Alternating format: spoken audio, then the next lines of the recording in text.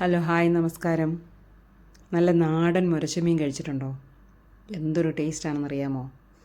യാതൊരു കെമിക്കലും ഒന്നുമില്ലാതെ നമുക്ക് പെട്ടെന്ന് പിടിച്ചുകൊണ്ട് വന്ന് നമുക്ക് കിട്ടുന്ന മീനാണിതൊക്കെ. നമ്മുടെ നാട്ടിൽ ഇത് സുലഭമായി കിട്ടും. അപ്പോൾ വലക്കാർ കൊണ്ടുവരുന്ന സമയത്താണ് നമുക്കിത് കിട്ടുന്നത്. നമ്മുടെ നാട്ടിലുള്ള മീനിൻ്റെ കച്ചവടക്കാർ കൊണ്ട് നമുക്ക് തരുന്നതാണ്. അതുകൊണ്ട് നമുക്ക് വിശ്വസിച്ച് കഴിക്കാം. ഇതിനകത്ത് യാതൊരു കെമിക്കലും ഇട്ടിട്ടില്ല. ഇതെങ്ങനെ വൃത്തിയാക്കാൻ നോക്കാം. ഇതിൻ്റെ തലഭാഗം അങ്ങ് ചെത്തി മാറ്റി കളയുക. ആ ചെത്തി മാറ്റി കളഞ്ഞതിന് ശേഷം ആ വയർ ഭാഗം കത്രിക ഉപയോഗിച്ചാണ് ഞാൻ മീൻ വെട്ടുന്നത്, അത് കണ്ടിക്കുക. ഇനി അതിനകത്തെ ആ കുടലും ബാക്കിയെല്ലാം നമുക്കങ്ങോട്ട് ആ കത്രികയോട് തന്നെ അങ്ങ് മാറ്റിക്കളയാം. വാൽഭാഗത്തും സൈഡിലും ഒക്കെ ആയിട്ട് രണ്ടുമൂന്ന് ചെറിയ ചിറകുണ്ട്. വാൽഭാഗവും ചെറിയ ചിറകുകളും എല്ലാം നമുക്കങ്ങോട്ട് കണ്ടിച്ച് തന്നെ അങ്ങ് മാറ്റിക്കളയാം. ഇനി ഞാനിത് മൊത്തം മീനും വെട്ടുന്നതൊന്നും കാണിക്കുന്നില്ല. ഒരു 2 മീനൊന്ന് ക്ലീൻ ചെയ്യുന്നതേ കാണിക്കുന്നുള്ളൂ. അപ്പോൾ നിങ്ങൾക്കത് മനസ്സിലാകും. നമുക്ക് ഉപ്പും കൂടെ ചേർത്തിട്ടാണ് ഇത് നമ്മൾ ക്ലീൻ ചെയ്യുന്നത്. ഉപ്പ് ചേർത്ത് ഈ മീനിൻ്റെ വയറിൻ്റെ ഭാഗത്താണ് ഏറ്റവും കൂടുതൽ അഴുക്കുള്ളത്. ആ ചട്ടിയിലെ വരിപ്പിലൂടെ ഒന്ന് ഓടിച്ചാൽ മതി, ആ അഴുക്ക് മുഴുവൻ അങ്ങ് വൃത്തിയായി കിട്ടും. ആ ഉളുമ്പ് കളഞ്ഞാൽ പിന്നെ ഈ മീനകത്ത് യാതൊരു ഉളുമ്പുമില്ല, ഒന്നുമില്ല നമുക്കൊന്ന് ക്ലീൻ ചെയ്യാനായിട്ട്. അതിനകം ശരിക്കും നല്ല കറുത്താണ് ഇരിക്കുന്നത്. ഇത് നമ്മളിങ്ങനെ ഉരച്ച് കഴിയുമ്പോൾ ഇത് നല്ല ക്ലീനായിട്ട് വരും. ഇങ്ങനെയാണ് മീൻ നമ്മൾ വൃത്തിയാക്കി എടുക്കുന്നത്. നിങ്ങൾ ഇതുപോലെ ട്രൈ ചെയ്തിട്ടുണ്ടോ? ഇങ്ങനെ ചെയ്തിട്ടില്ലെങ്കിൽ ഒന്ന് ട്രൈ ചെയ്യണം. എന്നിട്ട് അതിൻ്റെ ഫീഡ്ബാക്ക് പറയാൻ മറക്കരുതേ. ഇനി നമ്മൾ സാധാരണ മീൻ കഴുകുന്ന പോലെ 2-3 ആവർത്തി നമ്മുടെ മൈദപ്പൊടിയോ ഗോതമ്പ് പൊടിയോ അങ്ങനെ എന്തെങ്കിലും പൊടികൾ ഇട്ട് ഉപ്പും കൂടെ ചേർത്ത് നന്നായിട്ടൊന്ന് ഒലച്ച് കഴുകിയെടുത്താൽ മതി. മീൻ ഒട്ടും ഉടഞ്ഞു പോകാതെ നമുക്ക് വൃത്തിയാക്കി എടുക്കാൻ പറ്റും. ഈ മീനിൻ്റെ പുറകിൽ, അതായത് നമ്മുടെ വാലിനോട് ചേർന്ന ഭാഗത്ത് 2-3 ചെതുമ്പലൊക്കെ ഉണ്ട് കേട്ടോ. നമ്മളിത് ഉരയ്ക്കുന്ന കൊടുത്താൽ ചട്ടിയിലൊന്ന് ഉരച്ചാൽ മതി, ആ ചെതുമ്പലും പൊയ്ക്കോളും. അപ്പോൾ കത്രികയെ മാത്രം ഉപയോഗിച്ച് കത്തിയില്ലാതെ നമുക്ക് ഈ മീൻ ഇങ്ങനെ വൃത്തിയാക്കി എടുക്കാം കേട്ടോ. മീനെല്ലാം നന്നായി കഴുകി വാരി വെച്ചതിന് ശേഷം നമുക്ക് കറി ഉണ്ടാക്കാം. നമ്മളൊരു മപ്പാസ് കറിയാണ് വയ്ക്കുന്നത്. അതിനകത്ത് വെളിച്ചെണ്ണയിലേക്ക് നമ്മൾ കുറച്ച് മസാല ചേർത്ത് കൊടുക്കാം. 2 ഏലക്ക, 2 ഗ്രാമ്പൂ, കുറച്ച് കുരുമുളക്, 2 കഷ്ണം പട്ട, ഇത്രയാണ് നമ്മൾ ഇതിനകത്ത് ചേർക്കുന്നത്. ഇതിട്ട് ഒന്ന് പൊട്ടണം. അതായത് എണ്ണയ്ക്കകത്ത് ഇതെല്ലാം ഒന്ന് പൊട്ടി വരുന്നത് വരെ നമ്മളൊന്ന് വെയിറ്റ് ചെയ്യണം. പൊട്ടുന്നത് തെറിക്കുമെന്നുണ്ടെങ്കിൽ ഒന്ന് മൂടി വെച്ചാൽ മതി കേട്ടോ. അപ്പോൾ ആ പൊട്ടലങ്ങ് നമുക്ക് നമ്മുടെ ദേഹത്തൊന്നും തെറിക്കാതെ നമുക്കതങ്ങ് ഒഴിവാക്കിയെടുക്കാൻ പറ്റും. ഏലക്കയും ഈ ഇട്ട മസാലയാണ് നമ്മുടെ ഈ മപ്പാസിൻ്റെ മസാലയുടെ മണം നമുക്ക് തരുന്നത്. അതിനുവേണ്ടിയാണ് നമ്മൾ ഇത്രയും മസാല ഇടുന്നത്. ഏലക്ക, ഗ്രാമ്പു, കറുവാപ്പട്ട, കുരുമുളക്. ഇതിൻ്റെ അളവ് മീനിൻ്റെ അളവനുസരിച്ച് കൂടിയും കുറഞ്ഞും വരും. അത് നിങ്ങൾക്ക് തീരുമാനിക്കാം. ഇനി നമുക്ക് വെളുത്തുള്ളി, ഇഞ്ചി, പച്ചമുളക്. ഞാൻ പച്ചമുളകൊക്കെ മുഴുവനെയാണ് ഇടുന്നത്, മുറിച്ചിട്ടില്ല. മുറിക്കാതെ തന്നെ ഇടുകയാണ്. അത് പൊട്ടാതിരിക്കാൻ ഞാൻ എപ്പോഴും ഇങ്ങനെ അങ്ങ് മൂടി വയ്ക്കും. മൂടി വെച്ച് കഴിയുമ്പോൾ ഇത് എളുപ്പത്തിൽ അങ്ങ് വാടിക്കിട്ടല്ലേ. പച്ചമുളക് നമ്മൾ കണ്ടിക്കാതെ ഇട്ട് കഴിയുമ്പോൾ പൊട്ടിത്തെറിക്കാൻ സാധ്യതയുണ്ട്. ആ കൂടെ നമുക്ക് കുറച്ച് കറിവേപ്പിലയും കൂടെ ഇട്ട് കൊടുക്കാം. ഈ കറിയിലെ എരിവെന്ന് പറയുന്നത് ഈ പച്ചമുളകായിരിക്കും. അതുകൊണ്ട് എരിവുള്ള പച്ചമുളകാണെങ്കിൽ അതിനനുസരിച്ച് ഇട്ട് കൊടുക്കണം.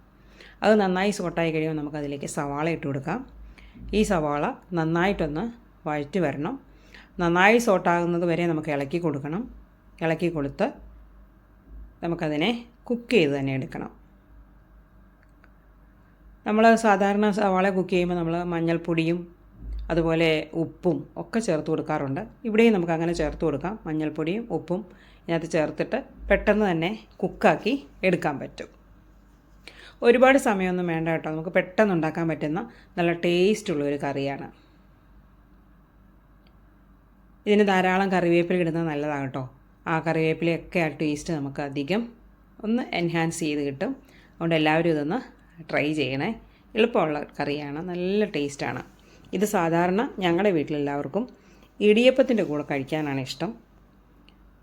ഇതുപോലെ തന്നെ നമുക്ക് ഇങ്ങനെ തേങ്ങാപ്പാൽ പിഴിഞ്ഞ് നമ്മൾ മപ്പാസ് കറി വയ്ക്കുന്ന എല്ലാം ഇടിയപ്പം, അപ്പം, പാലപ്പം അതിൻ്റെ എല്ലാം കൂടെ കഴിക്കാൻ നല്ല ടേസ്റ്റുമാണ്. ചപ്പാത്തിക്കും കുഴപ്പമില്ല, പക്ഷേ എനിക്ക് ഈ അപ്പത്തിന് കഴിക്കാനാണ് കൂടുതലിഷ്ടം. അതൊന്ന് നന്നായിട്ടൊന്ന് സോട്ടായി വരട്ടെ. അതിന് ശേഷം വേണം നമുക്കിതിലേക്ക് പൊടികൾ ചേർത്ത് കൊടുക്കാൻ. പൊടികളെന്ന് പറയുമ്പോൾ നമ്മൾ ചേർക്കുന്നത് മല്ലിപ്പൊടിയാണ് ഇതിനകത്ത് കൂടുതൽ ചേർക്കുന്നത്. നമ്മൾ ആ മീനിൻ്റെ അളവനുസരിച്ച് ഞാനിവിടെ 2 ടീസ്പൂൺ മല്ലിപ്പൊടി ചേർത്ത് കൊടുത്തു. ആ മല്ലിപ്പൊടിയുടെ റോസ് സ്മെല്ലൊന്ന് മാറുന്നവരെ എണ്ണയ്ക്കകത്ത് കിടന്നൊന്ന് സോട്ടാവട്ടെ. അതിൻ്റെ കൂടെ നമുക്ക് അല്പം മഞ്ഞൾപ്പൊടിയും കൂടെ ചേർത്ത് കൊടുക്കണം. ആ മഞ്ഞൾപ്പൊടിയും ഞാൻ പറയാറുണ്ടല്ലോ, നമ്മൾ എണ്ണയ്ക്കകത്ത് മഞ്ഞൾപ്പൊടി മൊരിഞ്ഞതിൻ്റെ കറിയുടെ രുചി ഒന്നും കൂടെ വർദ്ധിപ്പിക്കുന്ന ഒരു കാര്യമാണ്. അപ്പോൾ മഞ്ഞൾപ്പൊടി ഇട്ട് കൊടുക്കുമ്പോൾ എണ്ണയിലേക്ക് ഇട്ട് കൊടുത്താൽ അതങ്ങ് മൊരിഞ്ഞ് കിട്ടും. അങ്ങനെ നമുക്ക് ഇതിനെയെല്ലാം ഇനി നമുക്ക് ചിലർക്ക് ഇതിനകത്ത് മുളക് പൊടി ചേർക്കുന്നത് ഇഷ്ടമാണ്. പക്ഷേ ഞാൻ ഇതിനകത്ത് അധികം മുളക് പൊടിയൊന്നും ചേർക്കാറില്ല. എനിക്കിങ്ങനെ തന്നെ ഈ കറിയുടെ ആ മഞ്ഞളും മല്ലിയും കൂടെ ചേർന്ന് വരുന്ന കളർ തന്നെ മതി. അതാണ് എനിക്ക് അതിനകത്ത് ഇഷ്ടം. ഇനി ഏതെങ്കിലും കാരണവശാൽ നമുക്ക് ടേസ്റ്റ് അല്പം കൂടി എരിവ് വേണമെങ്കിൽ നമുക്കിതിനകത്ത് അവസാനം കുരുമുളക് ചതച്ചത് ഇട്ട് കൊടുക്കാം. വേണമെങ്കിൽ അല്പം ഗരം മസാലയുടെ പൊടിയും കൂടി ഇട്ട് കൊടുക്കാം. അതെല്ലാം നമ്മളുടെ ടേസ്റ്റിന് അനുസരിച്ച് ചേർക്കണമെന്ന് മാത്രം. ഇനി നമുക്കിതിലേക്ക് തക്കാളിയാണ് ഇതിനകത്ത് പുളിയായിട്ട് നമ്മൾ ഉപയോഗിക്കുന്നത്.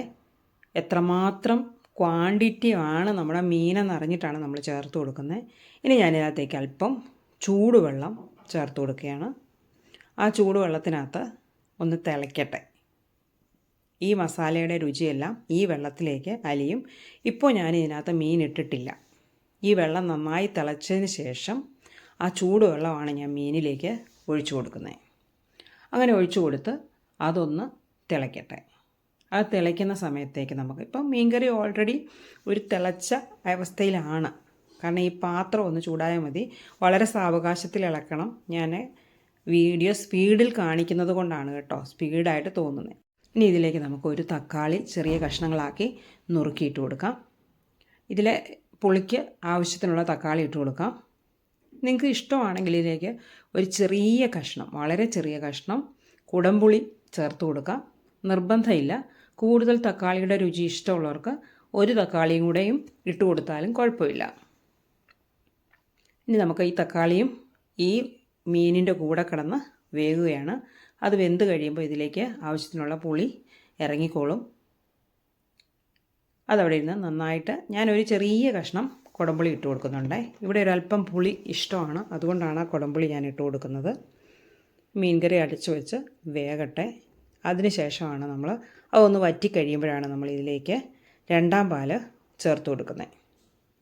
ആ 2ാം പാലിലാണ് ഇതിനിടയ്ക്ക് കറിവേപ്പിലയൊക്കെ ഇഷ്ടമുള്ളവർക്ക് ഇട്ട് കൊടുക്കാം കേട്ടോ. ഇവിടെ ഒരുപാട് കറിവേപ്പില ഇടുന്നത് വലിയ താല്പര്യമില്ലാത്തതുകൊണ്ട് ഞാൻ അധികം കറിവേപ്പില ഈ മീൻകറിക്ക് ഇട്ട് കൊടുക്കാറില്ല. ഇട്ടിട്ടുണ്ട്. പിന്നെ നമുക്കിതിനകത്തേക്ക് 2ാം പാല് ചേർത്ത് കൊടുക്കാം. ആ 2ാം പാല് ചേർത്ത് ഒന്ന് ഇളക്കി ആ ചട്ടി കൊണ്ട് തന്നെ ഒന്ന് ചുറ്റിച്ച് മാറ്റി വയ്ക്കാം. മീനിനെ നമ്മൾ ശരിക്കും സൈഡ് വശങ്ങളിലൊക്കെ ഒന്ന് ഇളക്കി കൊടുത്താൽ മതി. മീനിനെ അധികം ഡിസ്റ്റർബ് ചെയ്യാതെ ഞാനൊന്ന് ഫ്ലെയിം ഒന്ന് അഡ്ജസ്റ്റ് ചെയ്ത് വെച്ച് ഇതിനൊന്ന് വറ്റിക്കുകയാണ്. അധികം ഒന്നും വേവില്ല കേട്ടോ ഈ മീനിന്. മീനിന് അല്പം ചാറുള്ളത് നല്ലതാണ്. അപ്പോൾ അതുകൊണ്ടാണ് 2ാം പാൽ അല്പം നീളം കൊടുത്തിരിക്കുന്നത്. ഇതവിടെ ഇരുന്ന് വറ്റി കഴിയുമ്പോൾ അതിൻ്റെ ആ മസാലയുടെ രുചിയും എല്ലാം ചേർന്ന് കഴിഞ്ഞ് ഒന്ന് കുറുകി വരുന്ന സമയത്ത് നമുക്ക് 1ാം പാൽ ഒഴിച്ചു കൊടുക്കാം. 1ാം പാൽ ഒഴിച്ചതിന് ശേഷം കറി തിളയ്ക്കാൻ പാടില്ല. തീ ഏറ്റവും ലോ ഫ്ലെയിമിൽ വെച്ച് ജസ്റ്റ് ഒന്ന് ആവി വരുന്ന സമയം മാത്രം മതി. വളരെ സാവകാശത്തിലാണ് ചെയ്യേണ്ടത് കേട്ടോ. തീ ഒരിക്കലും കൂട്ടി വെച്ച് കൊടുക്കരുത്. വളരെ ലോ ഫ്ലെയിമിൽ വെച്ച് ഈ തേങ്ങാപ്പാൽ ചേർത്ത മീൻകറി തീ ഏറ്റവും കുറച്ച് വെച്ച് അവിടെ വെച്ചാൽ മതി. ആവി വന്ന സമയത്ത് നമുക്ക് ഫ്ലെയിം ഓഫ് ചെയ്യാം. പിന്നെ അവിടെ അടച്ചു വെച്ചാൽ ഇതിലെ സകല ടേസ്റ്റും അതിനകത്ത് ഇറങ്ങിക്കോളും.